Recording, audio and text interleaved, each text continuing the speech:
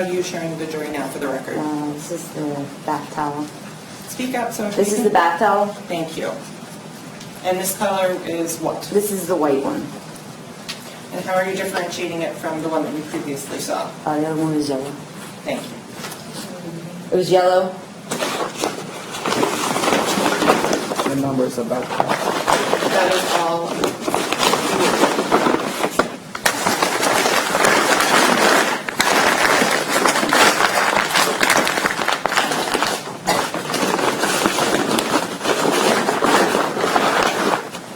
Thank you.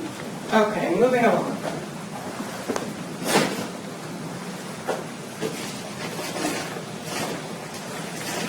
Showing you what's been previously marked and submitted into evidence as states 13, as well, and then states 8. Let's start with states 8. What is that again, to remind the jurors? It's the baseball cap. And at what time did you collect states 8? And they refer for Please, if that would help you. 2:48 a.m. So how long after 2:34 a.m. was that? I'm not good at math, so I'm going to make you do it for me. What do you mean? How many minutes post? Oh, from the other one? Yes. The other one was 34, and this was 48. So 34. So And can you please educate the jury a little bit about the practices and procedures that you use when collecting evidence? For example, you're wearing gloves today. Tell them those types of So steps. when we were there, we were wearing gloves. I collected everything. Each items went in its own bag. When I moved to the next scene, because each scene, I'm obviously wearing the same gloves for this scene. They're all together, the items. So when I did switch to the next scene, I did switch gloves to that scene. And so that we're clear, when you're talking about the two different scenes, what are you counting as scene 1? Like where the towels were, those items, so the first area I was, and then because I was dealing with blood, so I wore multiple gloves, take those first layer off, and then I went to the next scene. So when I went down the street, I had a fresh pair on. Okay. And so the items that we're looking at here now that were collected at 2:48 a.m., the baseball cap, that is with a separate pair of gloves than the clothing? Yes. Okay. On those, but do you recall what order you collected in? Baseball cap, beer bottle? The beer bottle was first because of the time was a minute before. Okay. So you said, I'm sorry, the baseball cap was 2:48? Yes. And at what time did you collect the beer It bottle? was 2:47. 2:47.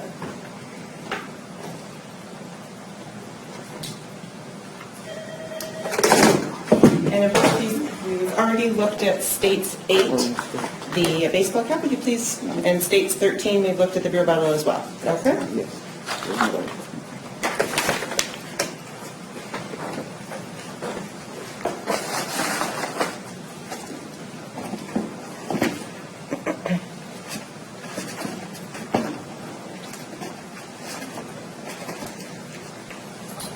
So after you take the items off of the ground, do you mark those areas? Yes, they were spray painted, What's the purpose of spray painting the ground? so we can go back and take to do our sketch. Okay, and did you assist in creating that sketch? Yes, I did. I helped Lisa Cruz with measurements. So there's 3 specific measurements I want to ask you about. And if you do not have it in your report, please let me know and I'll see if there's anything that can reflect your recollection. Do you know the distance from the baseball cap to the stop sign at Miramar Parkway and Terra Road off the top of your head? I do not know. Is there anything that would refresh your recollection as to that? We Lisa Cruz report. Okay.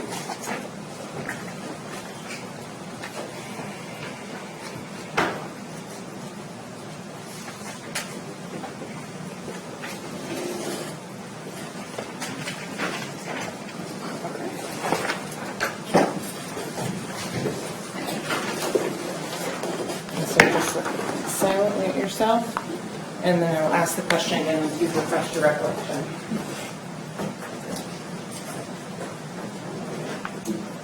So what is the distance, oh, sorry.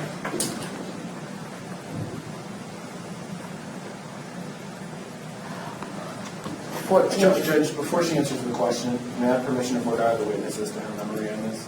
Sure. You've read, this is Officer Cruz's report, Yes. correct? And you did not create these measurements, correct?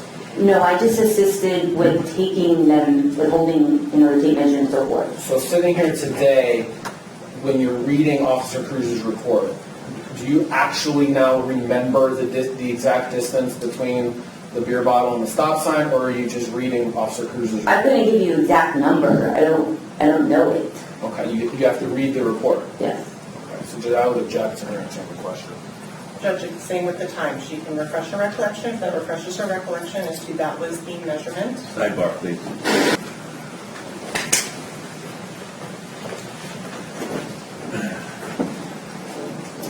Officer Peluso, after looking at that report, does that refresh your recollection as to what the measurements were? Yes, that sounds about right. Okay.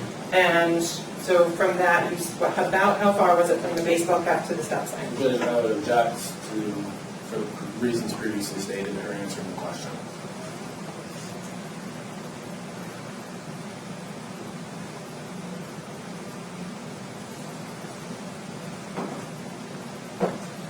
Now, at this point, I'm still going to overrule the objection, again, depending on what the next question is. Go ahead. And so the question was about how far was it from the baseball cap to the stop sign? 17 feet and 4 inches. So I want to go to exactly what time did you finish at the scene? I need to recollect, please. If something can refresh your memory, please do. And then look up after you have.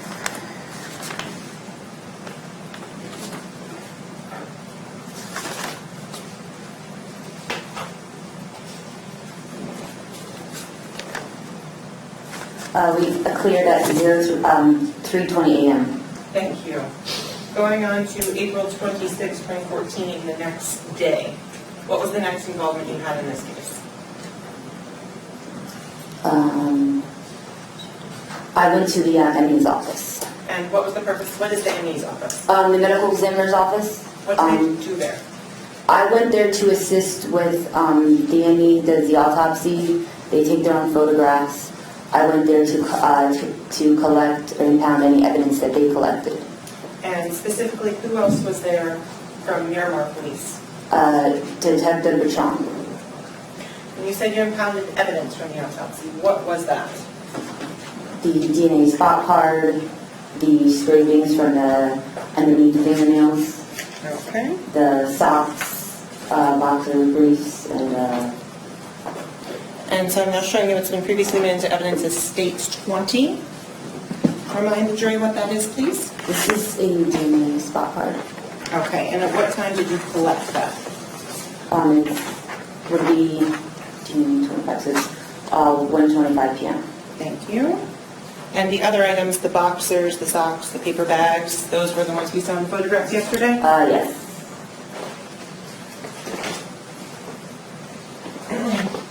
So did you do anything else on April 26th of 2014? I just collected the items from that. So when I go forward to April 30th of 2014, can you tell us what you did on that date? Can you just... Please, if you need to refresh your just recollection, make please do sure. so. Quietly to yourself and look up when you're finished.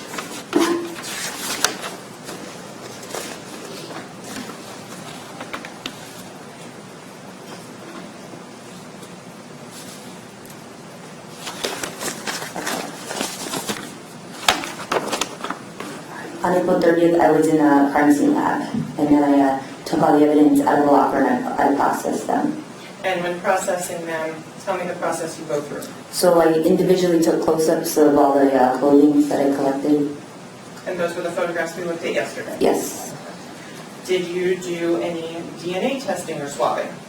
I did. I swabbed the pants, was it for blood, and then I swabbed the baseball cap, and that's when I swabbed the beer bottle.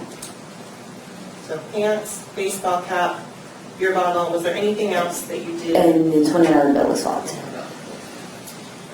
And tell me the process you used to swab them. So each time I'm swabbing, I put a new pair of gloves on.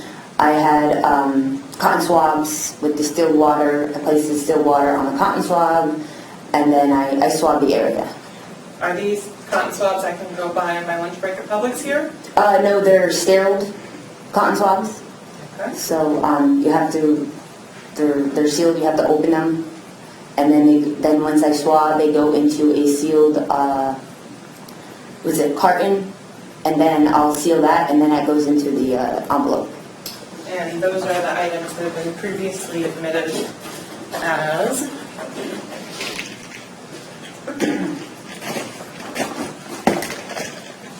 States 10.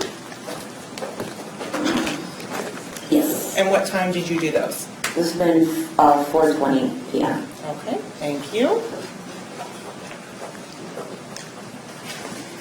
Now you also mentioned the super glue fuming. Was that done on April 30th? Yes. And after you finished that processing, what did you do? Those items were then placed back into the locker. Okay. I want to go forward to May 5th of 2014 at the West Miramar substation. What did you do on that date? I responded with Lisa Cruz. We were told to respond there for Detective Bertrand to assist with, I was told the vehicle was already processed, the warrant was already served, to just get latent fingerprints. Do you have any special training or skills in obtaining latent prints? Based on all my experience that I have done, yes. Okay. Or did you lift some latent prints from the interior of the vehicle? Yes, we did. Did you do any on the exterior of the vehicle? No, I was told, I was just processed the interior. Okay. Now I'm going to go forward to May 7th of 2014. Do you recall that date? Can I refer just in case? Please.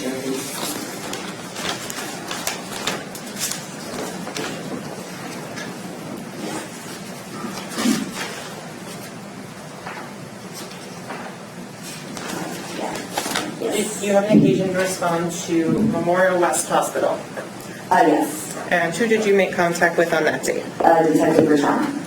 Did you meet with any other individuals? Yes, Demetrius Elder was there. And with regards to Mr. Elder? I was requested to take DNA swabs, vehicle swabs from his cheeks, and I fingerprinted him and I took photographs. Okay, and I'm now showing it's been previously admitted into evidence as States 21. Remind the jury what that is? These are the swabs that I took. And at what time were those taken? Within 5:18 p.m. Okay, thank you.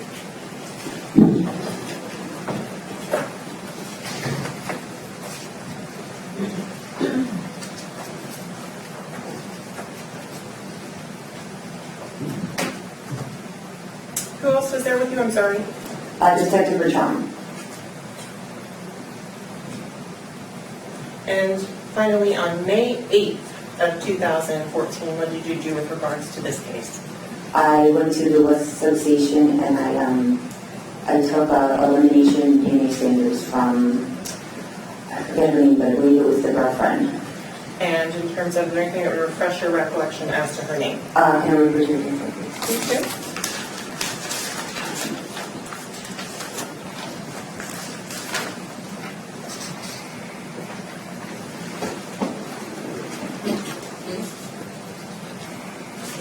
Ashley Furrows, she was the owner of the vehicle. Nothing further this time. Thank you. Defense, you may inquire.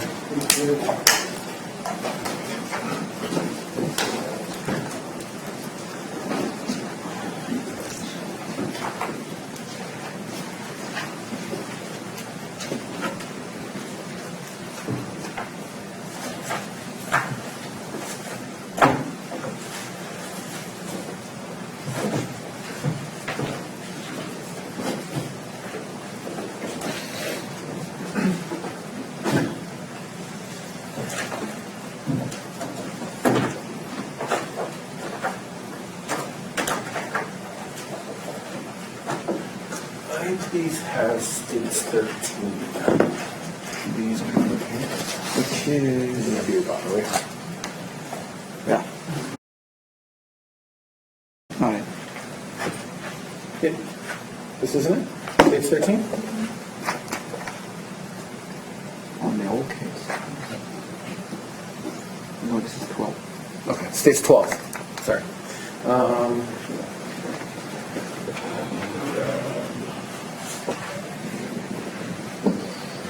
some of those gloves for you real quick.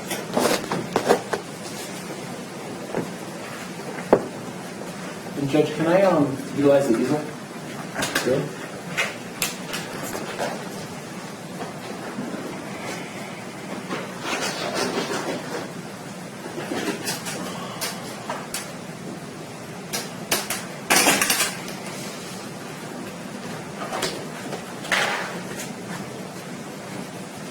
State if you would like to take a position up to you. Thank you.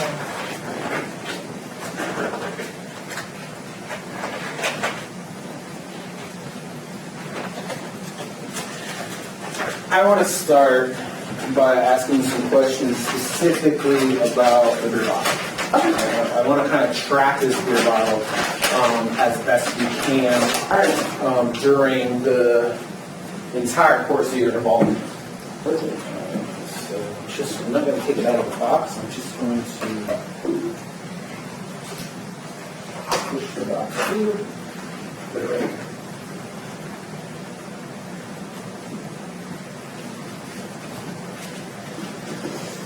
Okay, am I correct? You collect this beer bottle from the roadway just south of the stop sign.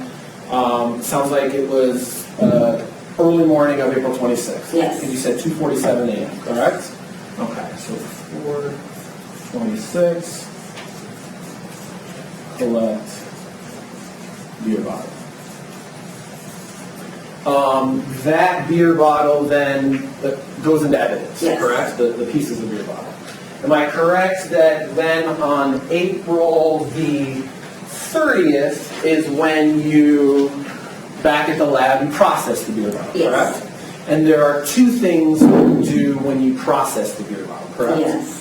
One is you swab it for DNA, Yes. correct? All right, so let's start with that. You swab the beer bottle for DNA. And I think you testified on direct that you swab essentially the spout of it, Yes. correct? You swab the inside and the outside of the spout, Yes. correct? Right where somebody would drink from the bottle, correct? All right, and so when basically it's like a glorified Q-tip that you rub around the Yes. spout. That Q-tip goes into an envelope and goes off to a lab somewhere, correct? Okay. You're not involved in whatever happens with that next, No. correct? Okay. So 4:30, swab spout for DNA. There is a second thing that you do to process this beer bottle. Is that correct? Yes. What is that second thing that you do? I fumed it in the super glue chamber. Okay. And that's and that is to look for fingerprints, Fingerprints. correct? And I think you testified yesterday that was why there is what looks to be some sort of residue left on the actual spout, Yes, correct? it turns white Okay. on super glue. And when you put it in this chamber, there's like dust or something that falls down. It fumes and then it'll turn white. Okay. And so you actually observed a latent fingerprint on the spout of the beer bottle, correct? I believe so. Okay. At that point, so here, write that down.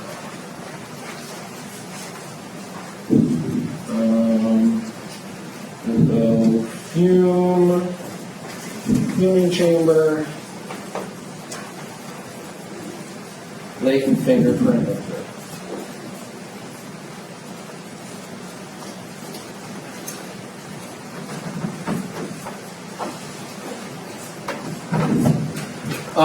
at that point, do you do anything with the, fingerprint itself? I do not. Okay. Does anybody else on the 30th do anything with that fingerprint itself? Not on the 30th. Okay. But something is done with the fingerprint at a later date? Yes, it correct? is. Yes, it is. Okay. And that is on May the 20th of 2014, am I correct on that? Can I check to be sure? Absolutely. Very end of your report.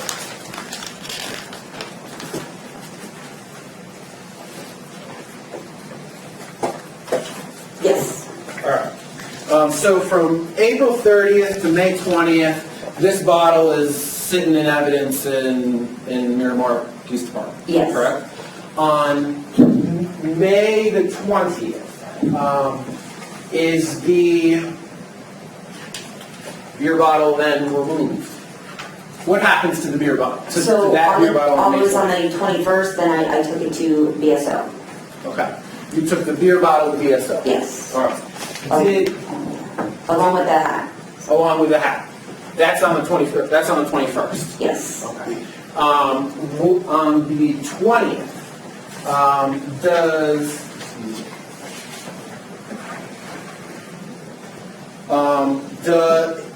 does anything happen with the beer bottle on the 20th? No. Okay.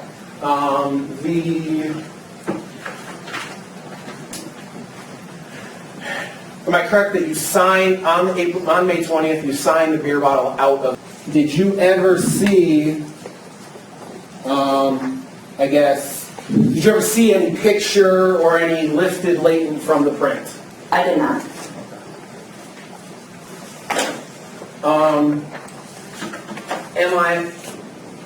I'm going to talk about a related topic now. You went to the NE's office, correct? Yes. And for you collected a number of items from, I guess, the medical examiner's office related to the decedent, correct? Correct. As part of their process, am I correct that they roll the fingerprints of the decedent? Yes. Okay. And so they rolled the fingerprints of the decedent in this case, Yes. correct? Okay. So somewhere in evidence are fingerprints from the decedent, correct? Yes. Okay. And we have this beer bottle that has, that you observed a fingerprint to be on it back on 4/30, correct? Correct.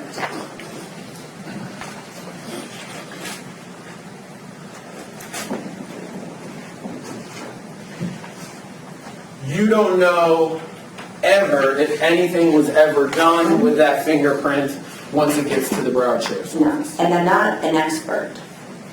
Okay. Understood. Thank you.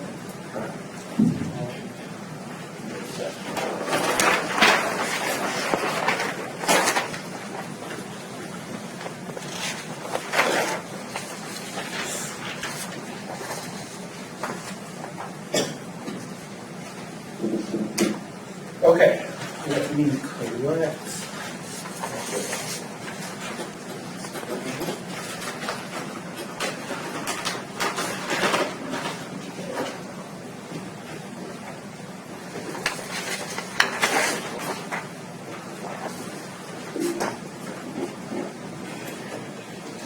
I see the photographs you took from the scene.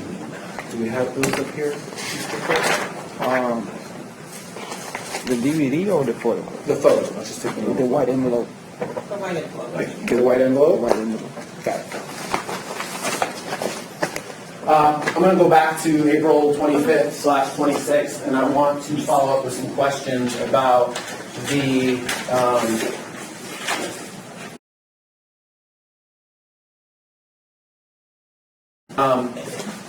when you, I guess, first arrived. Are the photographs the first thing that you're doing? Yes. Okay, you got to do that before you collect the evidence, correct? Correct. And so, at this point, you don't know what this case is about. You know kind of very little about whatever's been told to you that night, correct? Correct. Okay. And so, am I correct that as part of your job, you're going to you're going to photograph anything and everything you possibly can think of that you think will remotely be relevant? Correct. Is that fair? And in that vein, you find obviously some items just south of that stop sign on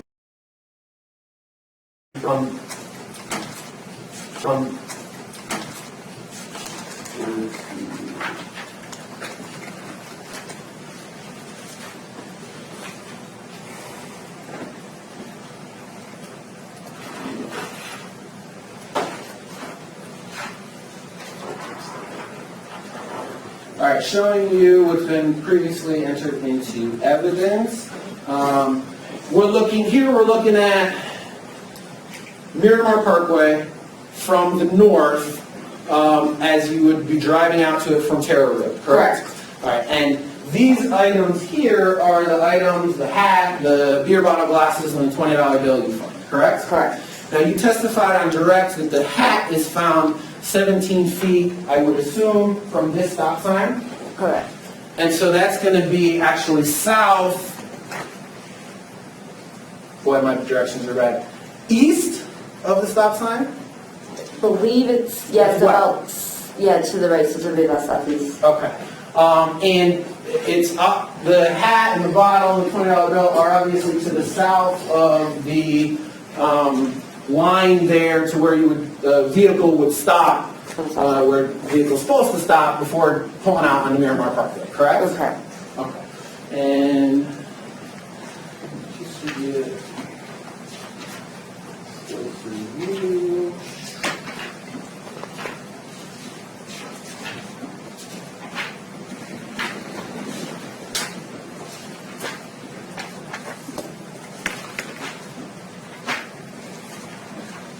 This is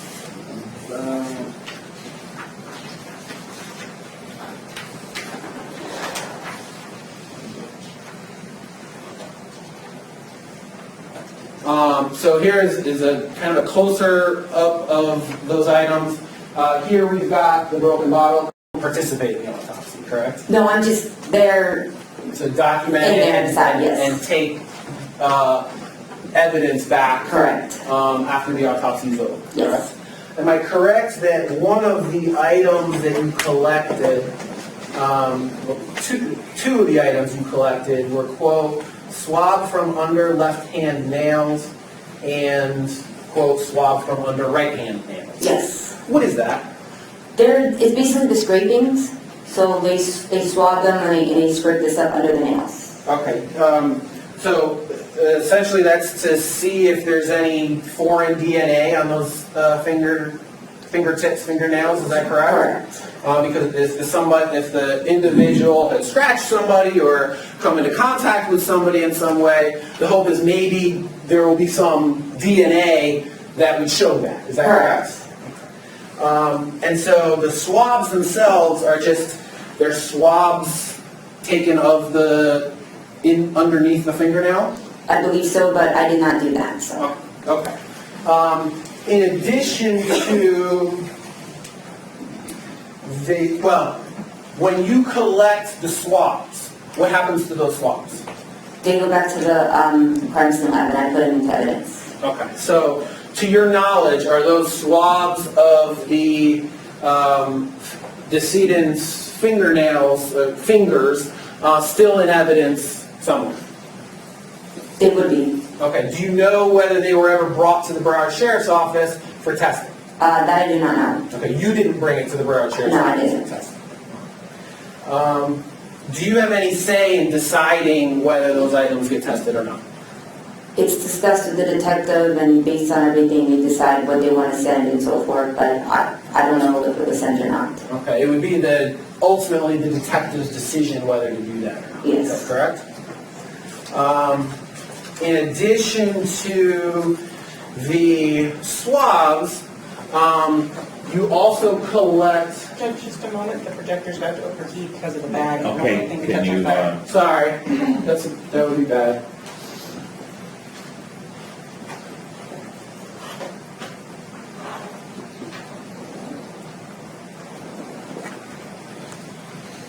Thank you. do we need to keep it on? I might need it. Okay, fine. Thank you, Judge.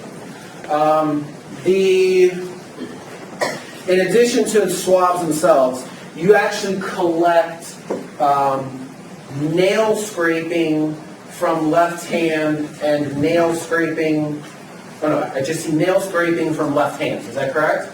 Correct. So that's actually different from swabs, and that is you actually scrape out a substance, if there's a substance underneath the decedent's fingernail. Is that correct? But I did not do that. Okay, you didn't do that, you just collected that? Yes. Okay. And so, again, that is, you collect that so that you can perhaps test it for DNA to see if there's any foreign DNA in the nail scrapings themselves, correct? Correct. And so you take those scrapings and you do what with them? It goes into carbon evidence. At the Miramar Police Department? Yes. All right. Do you ever deliver those fingernail scrapings from Miramar to the Broward Sheriff's Office? I do not. Okay, so do you know whether or not those scrapings have ever been tested for any foreign DNA? I do not. Am I also correct that you, from the medical examiner's office, you collected a ring from the decedent's ring finger? Yes. Okay. And that ring was also put into evidence, is that correct? Yes.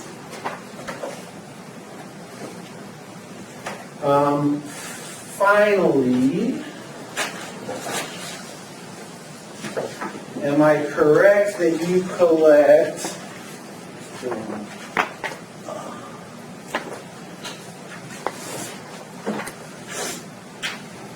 from the ME's office showing you one of the composites on states 4, you collect from the ME's office these 2 paper bags? Correct.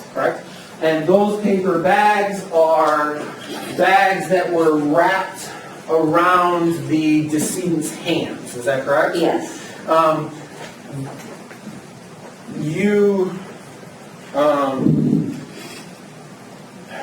Do you know when the bags were wrapped around the decedent's hands?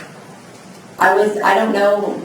I can only assume, but I don't know when. I wasn't there for that. Okay. Is there a standard operating procedure based on your training and experience as to paper bags being wrapped around the hands of the decedent? They would have done it at the hospital prior to him being wrapped up. That's the best place to get DNA from somebody is It's inside the Jeep. inside the cheek. Yes. Okay. You would not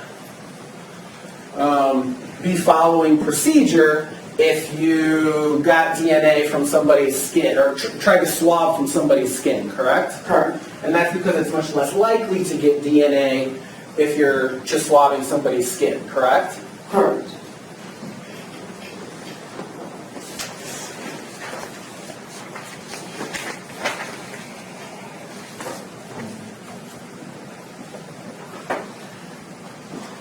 Just want to return these so I don't lose them here.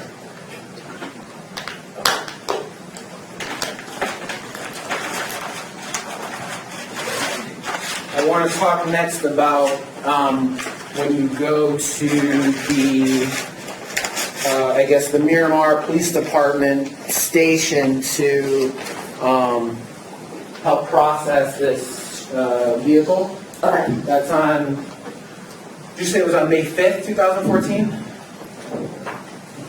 I believe so.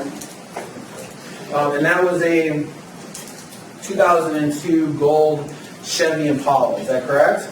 Yes. When you were there, you said that you obtained or you dusted for prints on the inside of the vehicle, correct? Yes. So you had to go inside the vehicle to be able to do that, correct? Correct. And so you were able to observe the condition that the vehicle was in, correct? Yes. Maybe,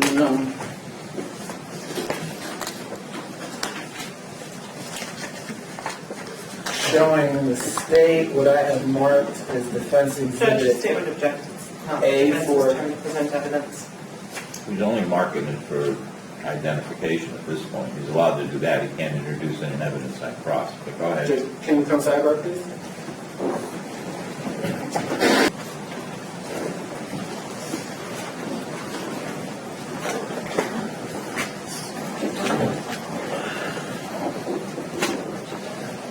Ma'am, I'm going to, so we were talking about you processed the vehicle, you were inside the vehicle, you were able to observe the interior of that vehicle, correct? correct? Correct. All right, so I'm going to show you some pictures that I've marked as Defense Exhibit A.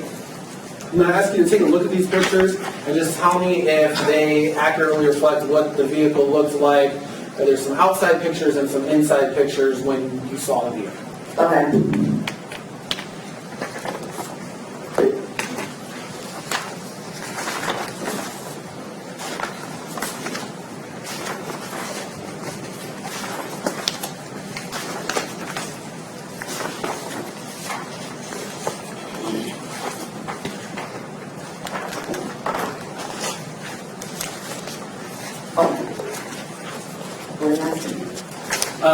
Is that the vehicle that you processed?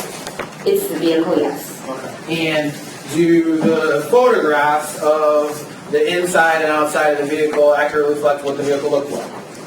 Not the items in it, but the vehicle itself, yes. Okay, so talk to me about that. What do you mean by that? So these are my photographs. So this is not how I saw the vehicle. Okay. I saw the vehicle a different day, and I took pictures of how I saw it. So I did not see it like that. So I can't testify to those items in there because I did not collect those, nor did I see those. So whatever, you have to refer to my photographs. Sure. Counsel, I have to interrupt you. We need to take a quick 10-minute break, okay? No problem. Thank you. Ladies and gentlemen, of course, again, I'll talk about the case.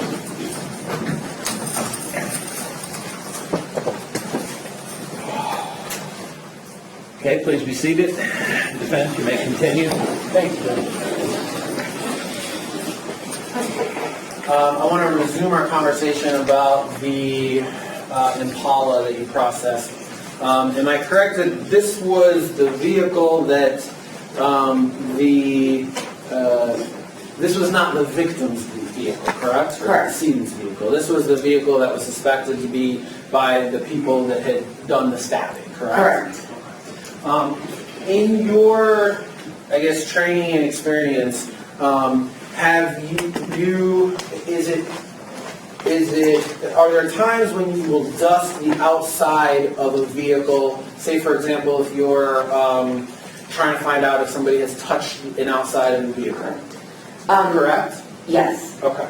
And so, for example, if you wanted to see if somebody opened up a door, you would dust the door handle for fingerprints, Yes. correct? Now, in this case, you said on direct that you were specifically told to just dust for fingerprints on the interior of the vehicle, correct? Well, correct. But the issue is I couldn't process the exterior because it was already illuminated. Luminol was on it. There was liquid luminol all over the outside of that vehicle, correct? Correct. Luminol is something that crime scene techs use to try to see if there's blood on something, correct? Correct. It is not, well, you can't get a fingerprint once a vehicle, when there's water or liquid all over something, correct? You could, Okay. but in this case I couldn't because it was sticky, so I could not put powder on the surface. In this, so the luminol leaves like a sticky residue behind, correct? Okay. So if you want to both dust an item for prints and check and see if there's blood on that item, would you dust the item for prints first so that you don't mess it up by putting luminol all over it? Yes, but I did not process. You don't know what happened beforehand. Correct. I got you there. Somebody prior to you went to that car and put the luminol all over the outside of the car. Correct. That prevented you from being able to dust the outside of the car for fingerprints. Yes.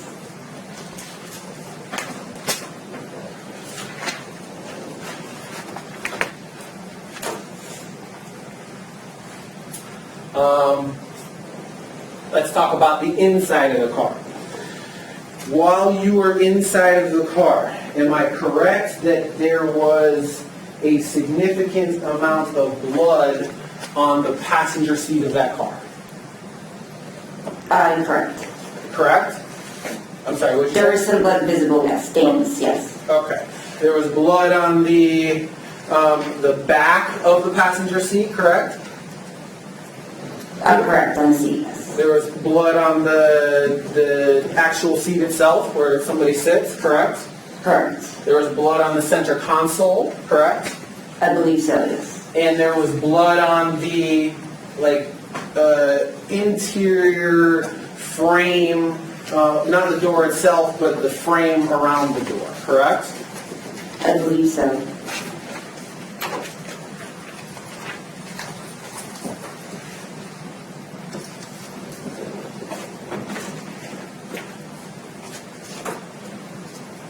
Judge, I have nothing further. Thank you. Redirect? Yes, Your Honor. Officer Peluso, you referring to this print on the neck of the beer bottle. Do you know if there was a print there? I don't know if there was a print. Okay, what do you mean by that? So when you use the fuming, if there's oil left behind, because the fingers leave oil, it would possibly leave a print. Now, I don't know if it was a valuable print, if it was of value, if it was enough to actually lift, or if it was a partial print.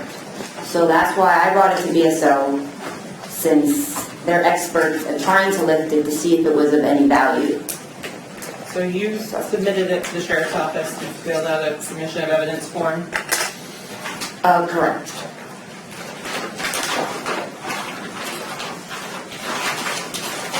And this says, states 8 again, beer bottle. So the spout that we're talking about here, it's this white powdery substance there. Correct.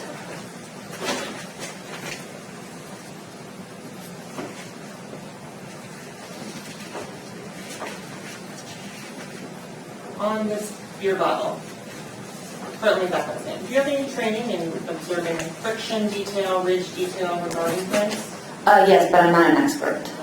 Did you notice any friction or ridge detail on any of these prints? Judge, I'll object. She's not qualified to answer that. She said she doesn't. Up. Overruled. Go ahead. Were you able to observe any friction or ridge detail on these fume areas? I thought there was some, that's why I sent it to BSO. I'm not sure if they were of any value. Okay.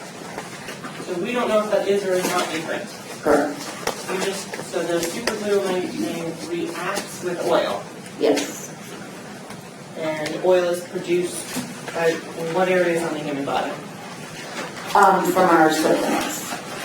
I'm sorry, say that again? From our sweat glands, so just because you touch something doesn't automatically mean you leave it behind.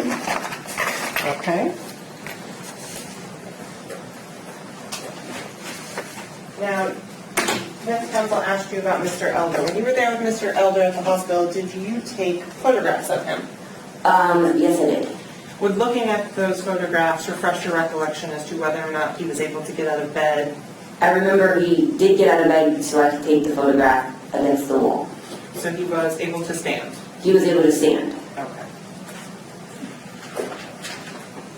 As to the blood inside the car, can you give an opinion as to whether or not this was blood that was transferred from one surface to a next versus a blood spatter? I believe it was transfer blood. And what does that mean for the jury? So basically it means it was transferred from one object to the next, so we're saying possibly clothing. So it was on clothing and then you sit and then it transferred to the seat. Nothing further at this time, Your Honor. Thank you. You're excused. Step down.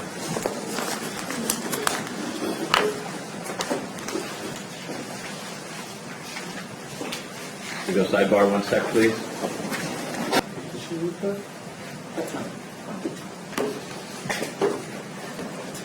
Hey, State. Call your next witness, please. State would call Wendy Gembolis.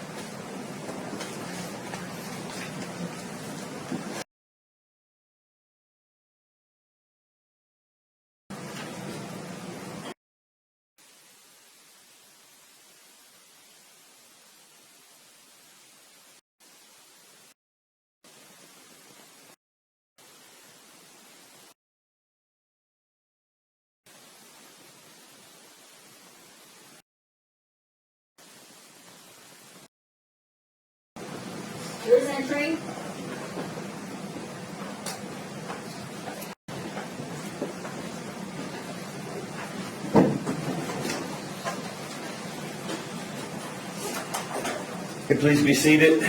State now, call your next witness, please. Wendy Gembolis. No, that's not her.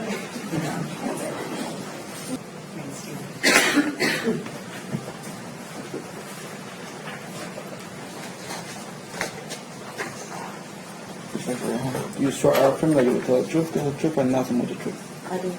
Let me see. State your first name and last name. Spell your last name for the record, please. Wendy Gembolis, Gembolis. State. Thank you. Good morning, Ms. Gembolis. How are you today? I'm okay, how are you?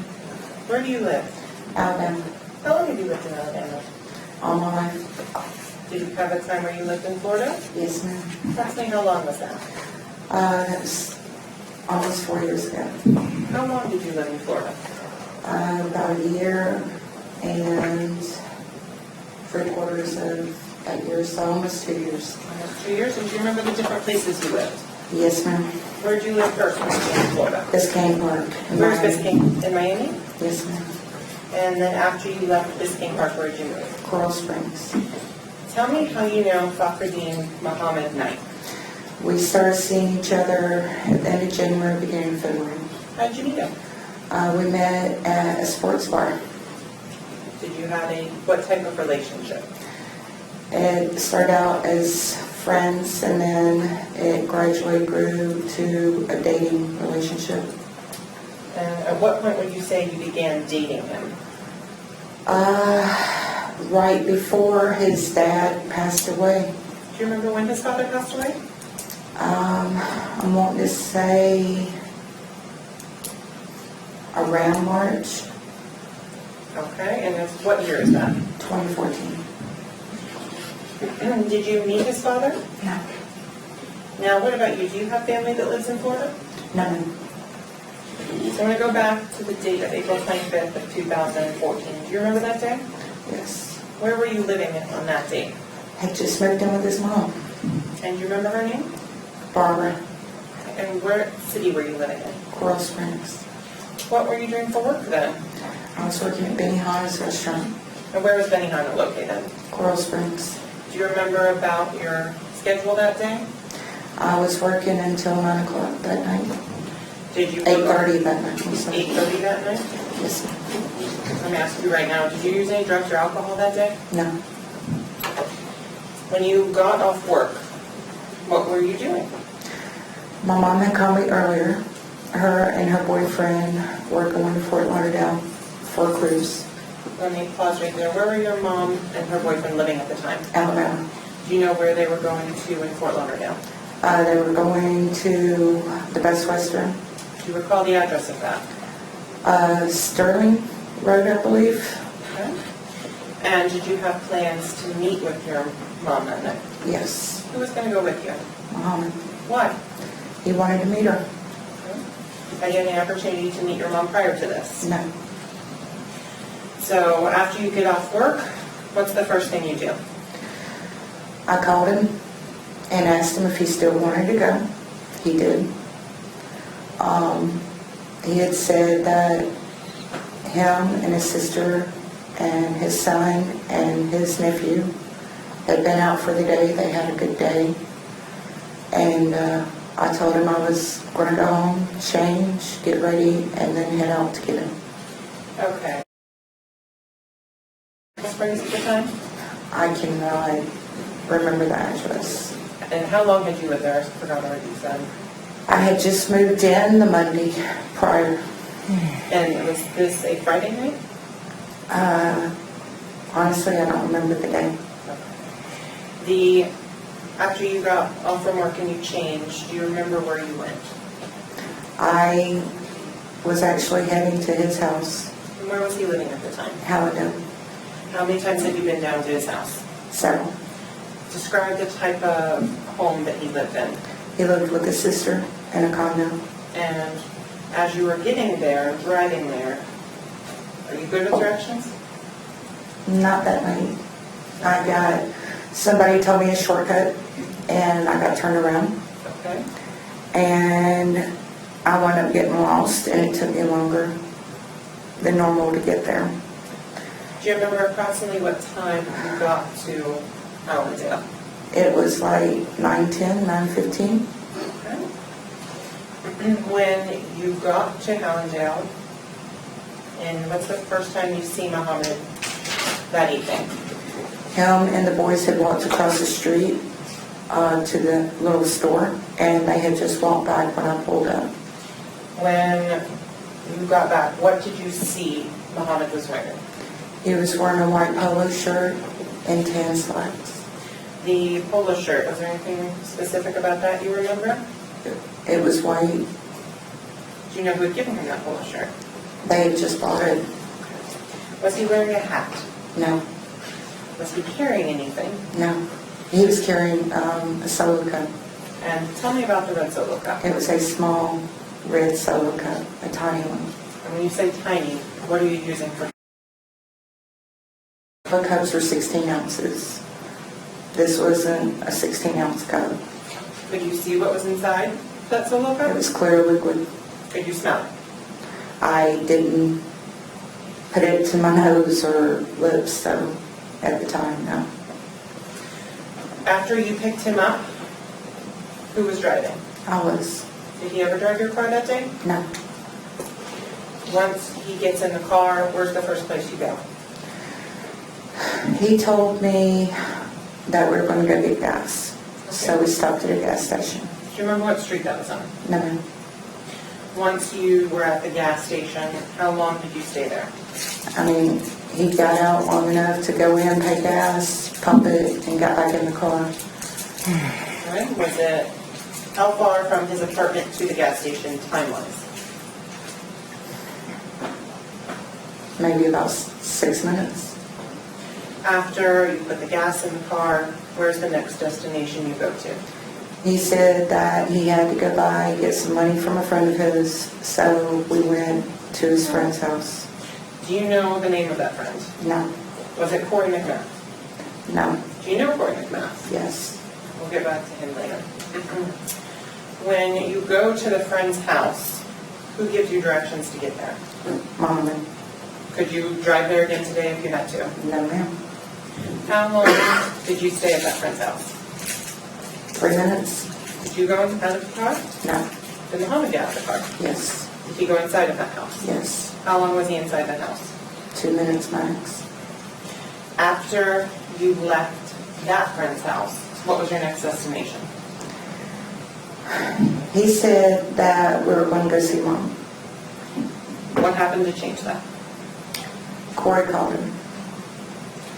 And he had told him, no, I told you we got plans. At some point, did he call Corey back? Yes. When he was on the phone with Corey, do you remember where you were driving? We were driving, we had just went across Miramar Parkway. Do you know what direction you were heading? I don't remember exactly what direction, but we were going over a bridge towards, to get on the interstate. Do you remember what interstate that was? No.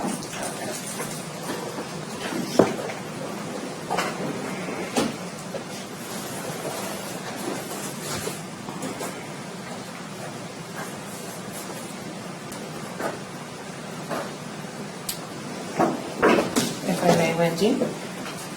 I'm showing you across here is Miramar Parkway.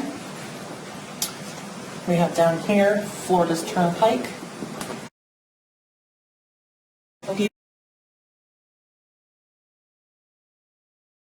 Getting on the turnpike. Okay, and do you know if you were getting on at the bridge here at Red Road? Yes. And so what direction were you heading? We're heading this way. So down on this map. Yes, ma'am. Okay. And where, and do you see the pin here that's labeled 8516 Claridge Drive? Yes. Do you know that to be Corey McMath's address? Yes.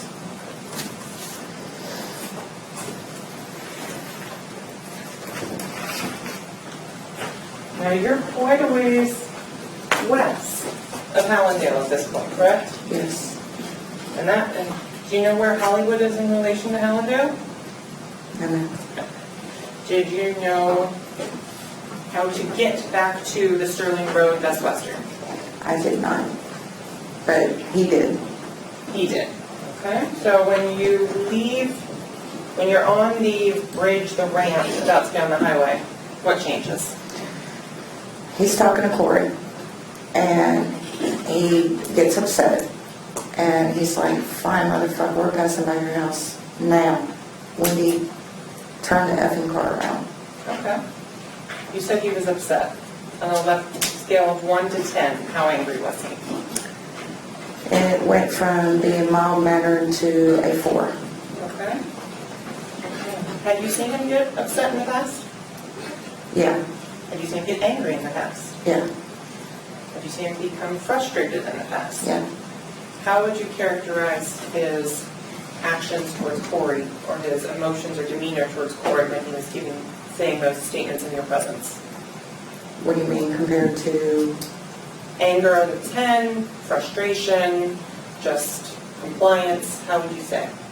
It wasn't the angriest he's ever been. Okay. He was aggravated. Aggravated. When you make the U-turn, how long does it take you to get to Corey's house?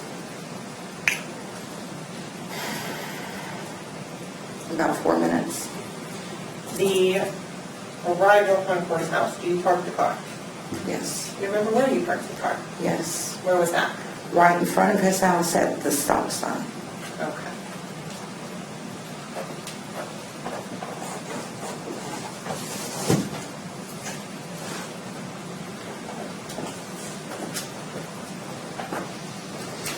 We have a closer up view of Corey's house here. Can you show me where you parked your car? Just says Miramar Parkway here again.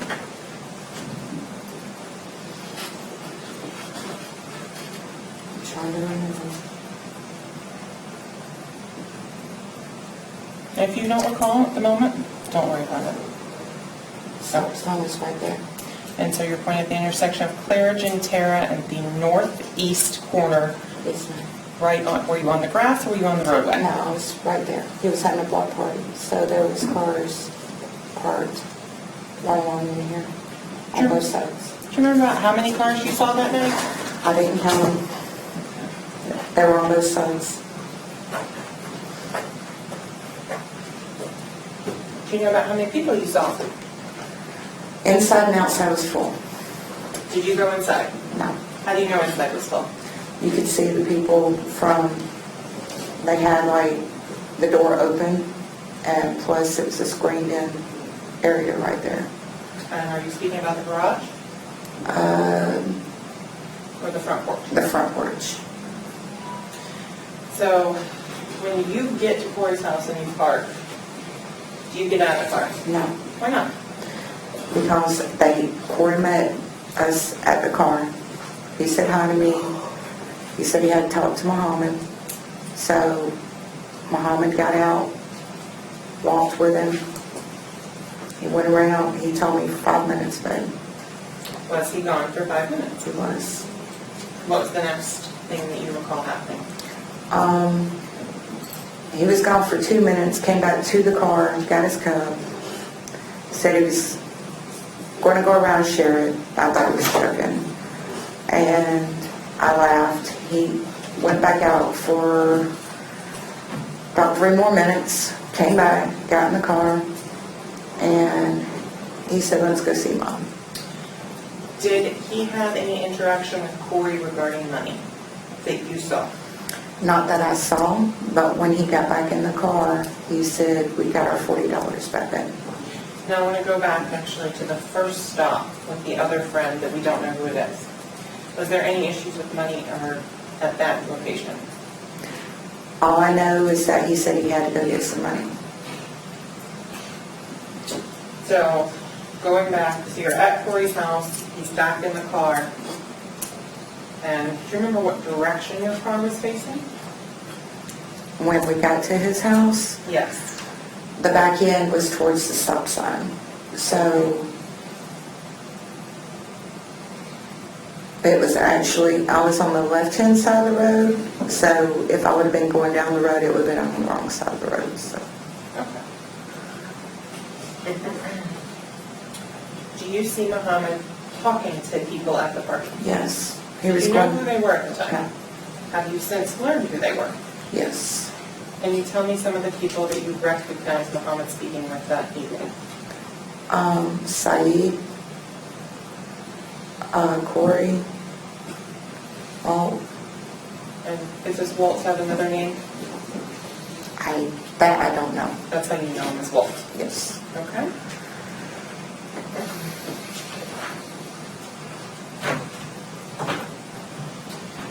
About how long was Muhammad out of your sight for that evening at Corey's house? Couple of minutes. When he went inside, Do you know who you went inside with? Corey, Which door did they go through? porch. Did you send him any text messages while he was away? No. Did you send him any text messages during the entire time? An extended period of time where you were annoyed sitting in the car? No. Did you ever get out of the car at the party? No. So, what else did you see at the party? Did you notice people smoking any? I mean, I wasn't really paying attention. Okay. I was reading my poetry book at the time. What So- about, did you see anybody drinking things? Well, yeah. What did you see people drinking? I mean, I saw him drinking out of red solo cups, so Did you see any beer bottles? yeah, I saw beer bottles. Do you remember the color of beer bottles At the party? at the party? No. I mean, it was dark, so Did you turn your car off? yeah, while I was parked there. And when Muhammad gets back in the car and you're getting ready to leave, who is driving? I am. Does Muhammad have anything in his hands when he gets back in the car? His solo cup. Did you notice the level of liquid in it? It was halfway down. Is it the same one from before? Yes. But did he ever have a beer bottle in his hands that you saw? No. What was Muhammad's drink of choice? Vodka. Did you ever see him drink beer? No. He didn't like it. So you've now made 2 stops.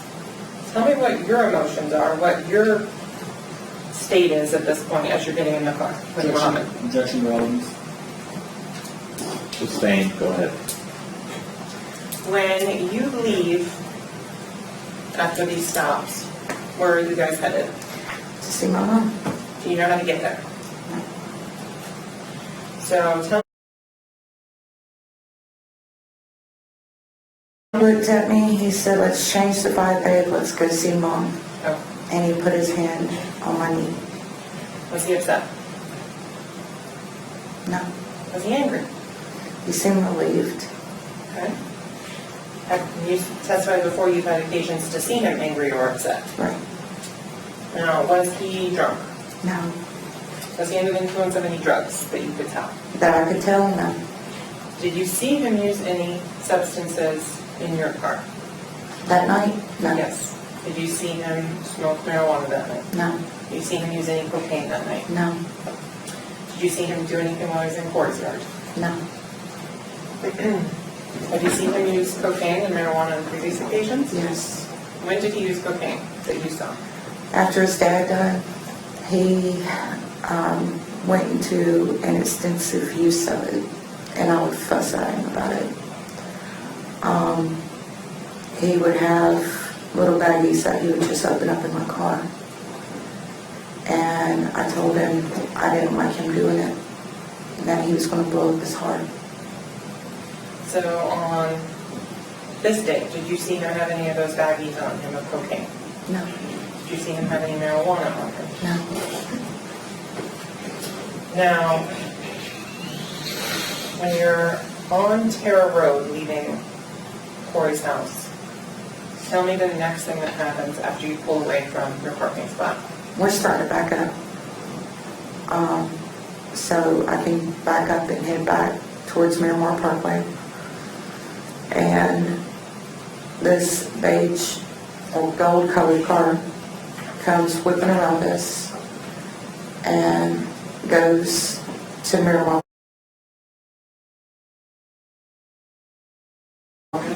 When they get to the stop sign, what do they do? And what does that vehicle do, rather? They sit there, even though they had plenty of options to move. When you say plenty, There were several openings within 2 to 3 minutes. do you have your headlights on at this time? Yes, Do you remember anything specific about the brake lights on the car ahead of you? they were round. At what time does your horn sound? I made the comment, I was like, what the, because I was a little aggravated because they weren't moving and we were already late going to see my mom. And Muhammad was cool, calm, and collected. He goes, hold on. And he tapped the horn. Give me an idea of how long of it, you say tap. I mean, it's like, Brief, nothing long or extended. How long after that tap before the next thing that you see happen? he grabs his little soda cup. He says, I'll be right back. Okay, tell me how he got out of the car. Doing. Tell me how he got out of your car. He got out like he was going to go see a friend. Was he throwing the door open? No, he didn't throw the door open. He wasn't even aggravated. And could you tell at that point how many people are in the car in front of you? 2. How can you tell that? I mean, you can see their heads. So, Did you see the lights, interior lights, come on in that car before Muhammad got out of your car? I can't remember that. Did you see the driver passenger side door open before Muhammad got out of your car? The driver? No. The passenger side door, did you see that open before Muhammad got out of your car? I saw the passenger get out about the same time Muhammad got out. When the passenger door opened, did the interior lights come on in the other car? Yes. So, where, distance-wise, is the front of your car bumper versus the back of their car bumper?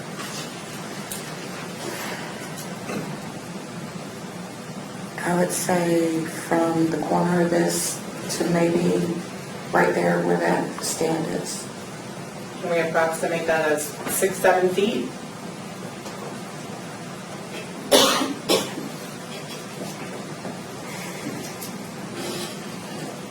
Is that 6 feet?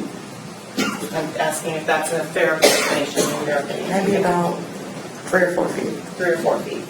You can still see the brake lights on the car in front of you? Could you see part of the tag number? Yes. Did you write the tag number down? No.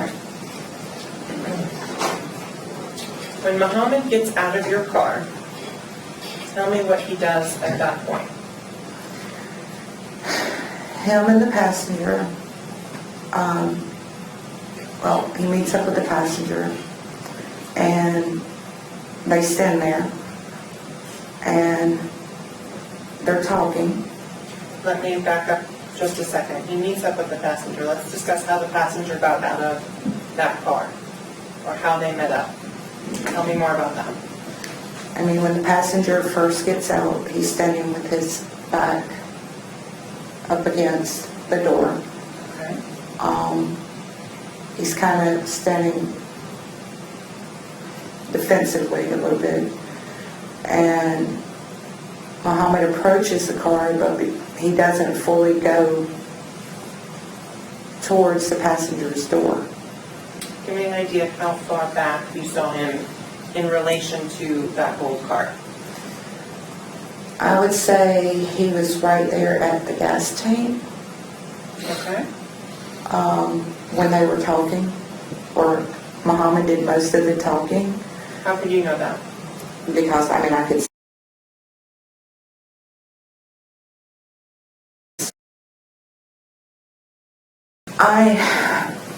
I start walking towards the car. The driver gets out, comes walking around the back of the car, looks at me, and yells, "You better come get your man."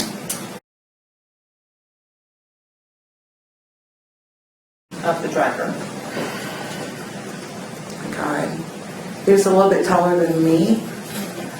And you are how tall? I'm 5'2.5". Okay. Were you wearing heels or anything of that nature? I was. Okay. I was wearing my boots. And so with that, he was still a little bit taller than you? Yes. And what would you describe him physically? He was dark skinned.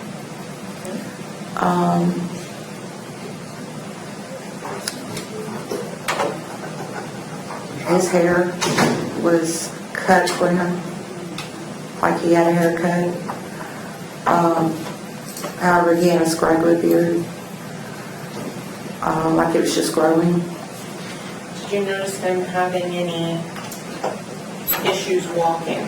No, Did you see him open his driver's side door at any point and lean out of the car? no. When he comes out of the car, where are you standing? I mean, I go walking up to the car shaking my head because at this point I think, they're fighting for no reason. I don't know exactly what's going on. Do you know if there's any weapon involved? No, On that note, did Muhammad have a weapon with him? no, not at all. Did you have any weapons in your car? No, ma'am. When you get up near where the fight is going on between Muhammad and the passenger, what do you hear? I don't hear anything other than the driver standing at the door, Let's clarify because we have a couple different doors going on. Which door is the the driver's passenger's door, the open Passenger door. passenger's door. Where is Muhammad? Muhammad's laying on top of the passenger. Okay. Where's the passenger? The passenger's laying on his back, Where's his head in the vehicle? The passenger's. on the driver's seat. Okay. Does this car have a center console? Not that I could tell at the time. This next, so we're talking about the driver of the first car has come around and he's standing by the door. Is Yes. he standing next to the feet? Is he standing on the other side of the door? Is he standing at the end of the door? Where is he standing? He's standing like kind of towards the end of the door. And I come and I'm like in between the driver and them because I'm telling Muhammad, come on, baby. And I'm pulling at the back of his shirt. I said, baby, come on, we gotta go see Mom. And what does he say to you at that point? He turns his head towards the left and he screams, he's got a fucking knife. Did you seen the knife at this point? No, ma'am. At that point, is the passenger saying anything? No, ma'am. Did the passenger make any statements that you heard? No. Did the passenger make any? Well, he did, I'm sorry. He said, who is this G? Who is this? And who was he talking to? He was talking to the driver, And who was he referring to as to asking who this person was? Muhammad. Had you seen Muhammad have any interaction with either the driver or the passenger prior to this at the stop sign? No, ma'am. Once you heard the statement from Muhammad about he's got a knife, what happens next?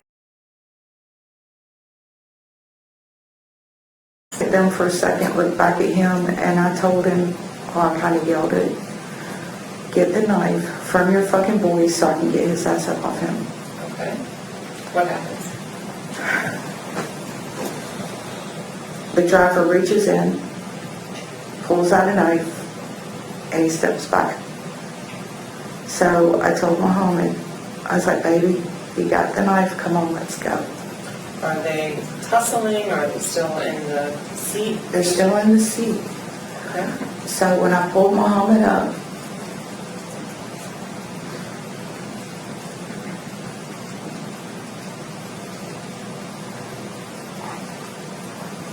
Take a sip, you want? Fine. Counsel. Thank you. Wendy, how's the temperature on that water? let's go. Is it okay, or do you want something as well? So you said when you pulled Muhammad up, I pulled him up. What did you see? It was, I saw red blood from his chest all the way down to his pants. My first reaction was get him away from these fools.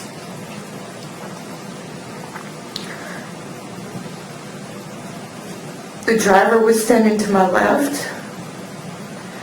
The passenger was standing to Muhammad's right. Okay.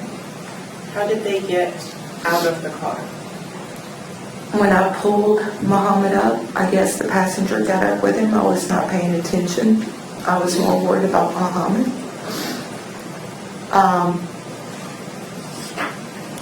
I grabbed Muhammad's wrist with his left wrist with my right hand. I said, "Come on, baby, let's go." I took 2 steps forward, and that's when they both started kicking and punching him, or what I call wailing on him. And is Muhammad standing at this point? He is. Do you know who had the knife when that happened? I did not. I was too busy rushing back to my car. I grabbed my phone. I turned, held up my phone and yelled, "I'm calling the cops. Y'all better leave him alone now." So let's talk about each person's actions individually. When they start wailing on him again, what is the driver doing that you see? They're both kicking and punching him And the passenger's same thing? at the same time. Each one of them is on separate sides of him. Did you ever see the knife on the ground? Honestly, I couldn't really tell anything at that point of any weapons. All I saw was fist and feet. When you go back to your car and get your cell phone, you said you were going to call 911. Did you call 911?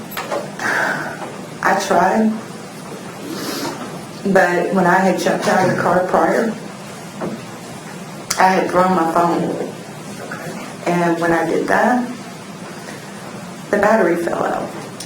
Let me go back a second. Where did you throw your phone? I threw it on the other side of the passenger side Of your car? of my car. Was it inside or outside of the car? It was inside my car. Was the passenger door of your vehicle open or shut? It was shut. So now you go back, you have the phone, it doesn't have a battery. What happens next? The driver gets in on his side. And the passenger, I see the knife then because Muhammad starts walking towards me, and the passenger looks at Muhammad, raises up the knife like this, and he said, "You're dead, motherfucker, you're dead." Now, And he gets in the car and they leave. when you see the passenger, do you notice any blood on him? In his mouth. How much are we talking about? I see it on his teeth as he's speaking.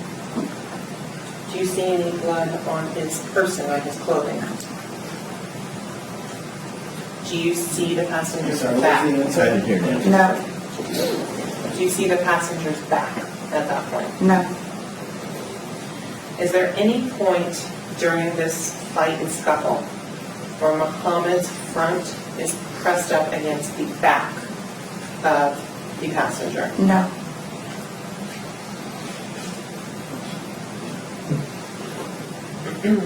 Muhammad, you said, was walking towards you. Does he get in the car? No. Why not? He was so mad at this point.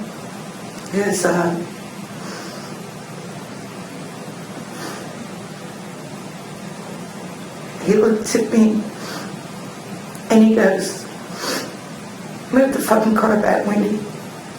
And I was like, "Baby, no."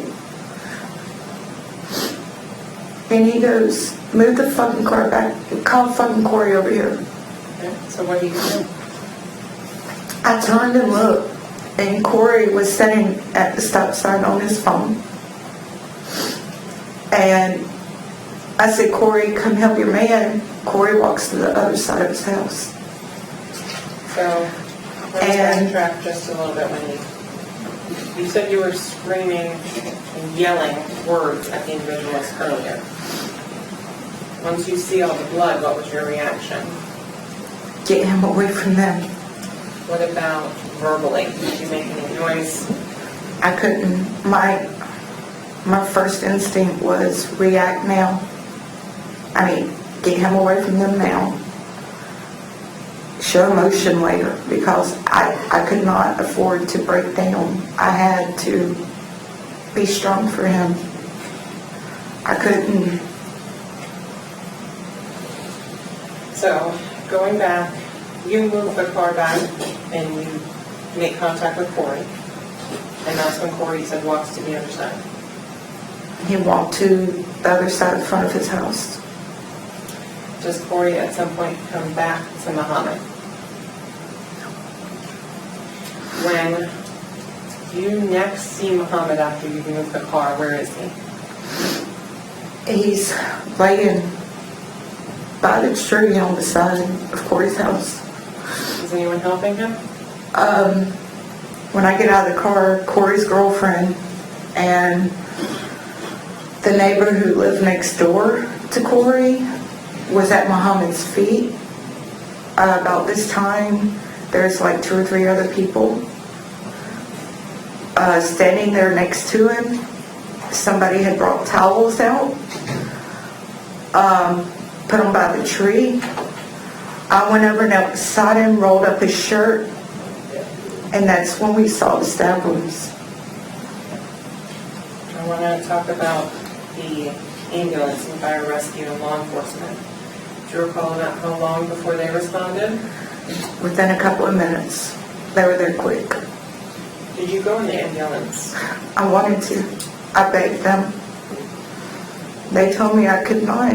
I had to stay until the investigators got there. So after the incident occurred, did you speak with law enforcement? Constantly. And approximately how many different statements did you get? Oh my God.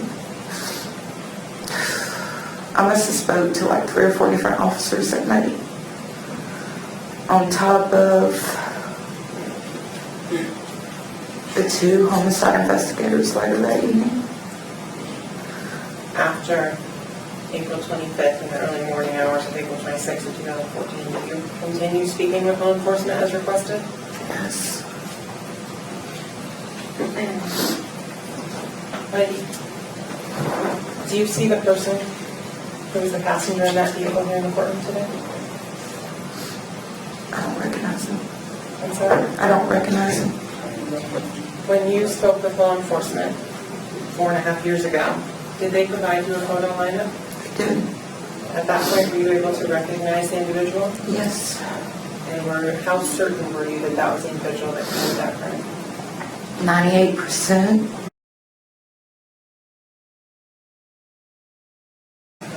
I would be 100% certain. So they provided me a picture of his teeth, and I was able to make a 100% conclusion. Thank you so much for being with me further at this time. Ladies and gentlemen, at this point, we're going to break for lunch. I would like you back, if you could, at 1:15. I'd like to start as close to 1:30 as we can. I do have a hearing I think I'm going to have in the interim, so I'll try and get everybody out and everybody having lunch so that we can start close to 1:30, okay?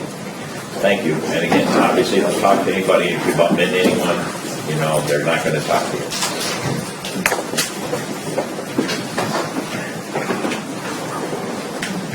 Mr. Gembolis, that's obviously with you, counsel, but 1:15 as well for you, okay? All right. I got to find out where my other where my hearing is.